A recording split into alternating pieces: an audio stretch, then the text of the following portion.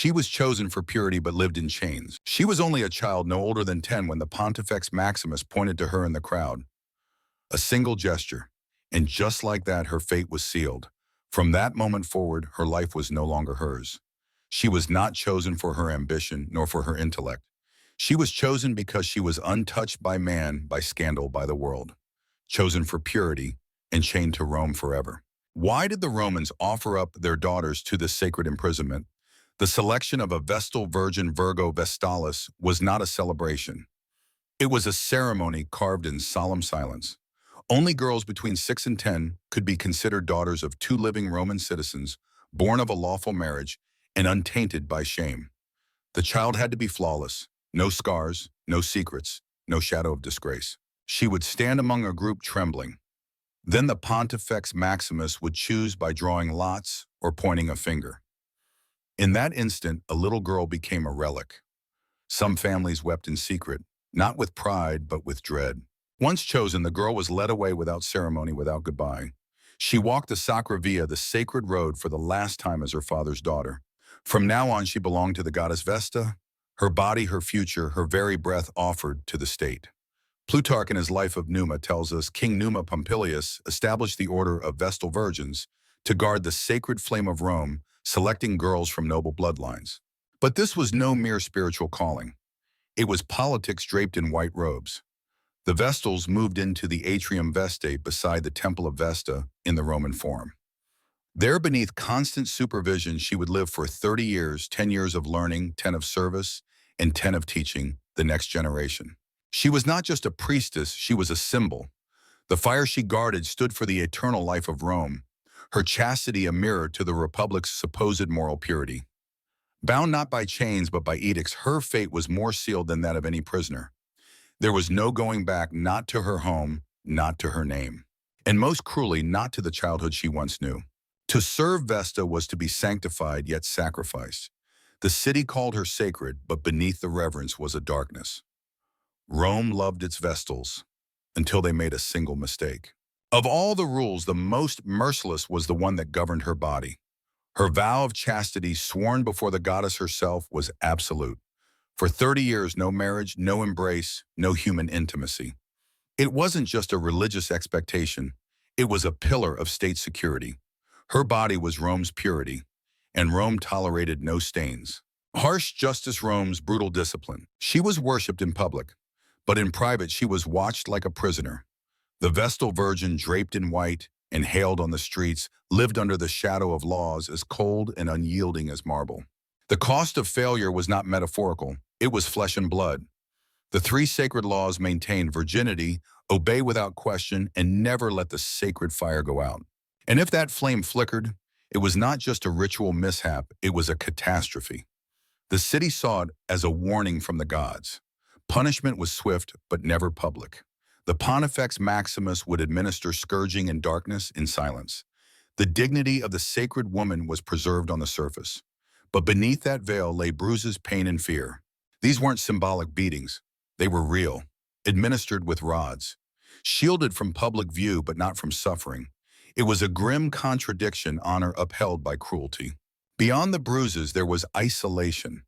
For 30 years, she lived in the Atrium Vestae, a gilded cage within the Forum. Her steps were measured, her words monitored, her glances questioned. She could not laugh too loud or linger too long near any man. Even a whisper of impropriety could trigger an inquest by the College of Pontiffs. And once suspicion rose, defense was meaningless. Guilt was assumed. Her sanctity was not protection, it was a target. She was bound to silence. Revered in ceremony, forgotten in suffering. Buried alive in silence, Rome's ritual of bloodless execution.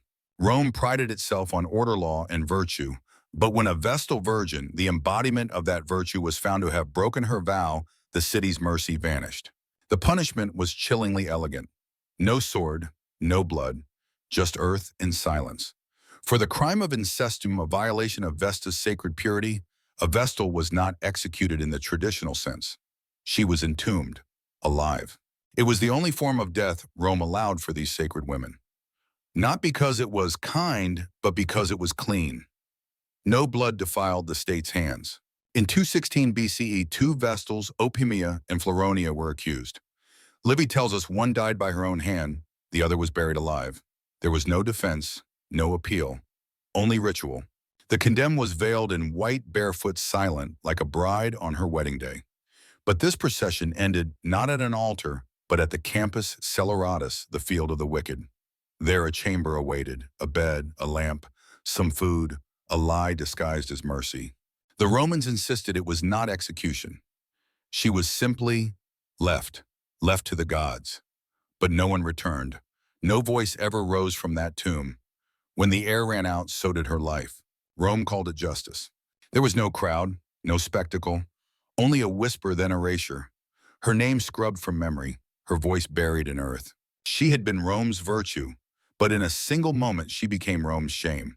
The fate of the Vestal Virgins tells us much about the empire that birthed them.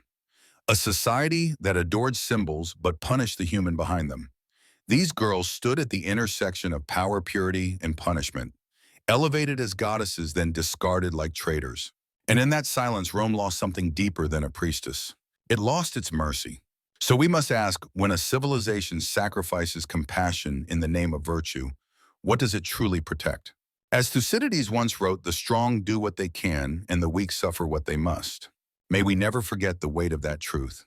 History is often told through the triumphs of generals and the splendor of empires, through towering monuments, decisive battles, and the voices of powerful men.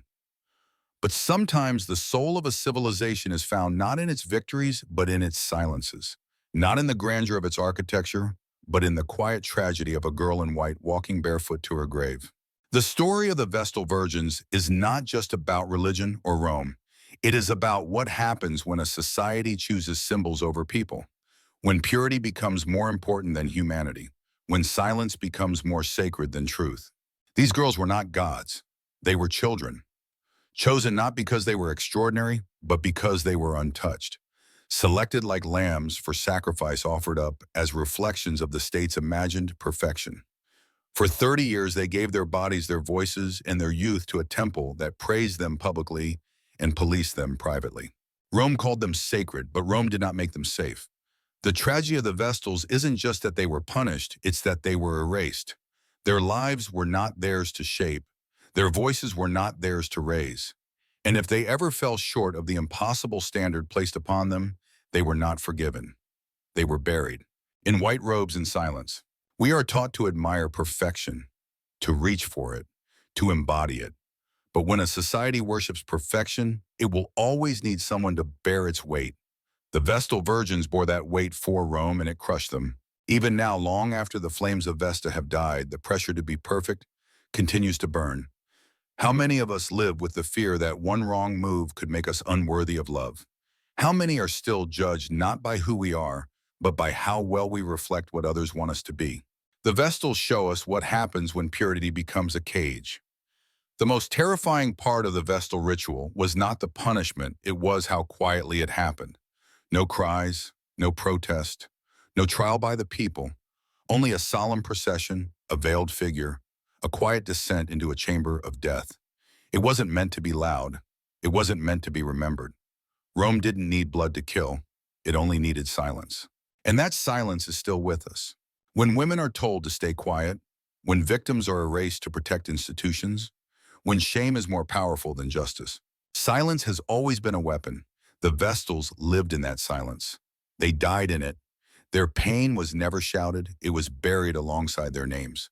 We remember them now not because they were loud, but because they were forced to be quiet. And in doing so, we reclaim what Rome tried to take. The fire in the Temple of Vesta symbolized the eternal life of Rome. But what kept that fire burning? Not magic, not divinity, but the discipline, fear, and sacrifice of girls too young to understand what they were giving up. The flame was sacred, but so were they, or so Rome said. Yet when the flame went out, Rome never blamed itself. It blamed the girl. She failed the gods. She let the light die. She deserved the lash, the darkness, the silence. It was a brutal metaphor when in the fire of the empire flickered, it was the body of a child that paid the price. We must ask, what kind of society builds its foundations on the backs of its most vulnerable? What kind of greatness requires the silencing of innocence? Rome was mighty, but it was not kind. Its glory was real, but so was its cruelty. From icons to invisible.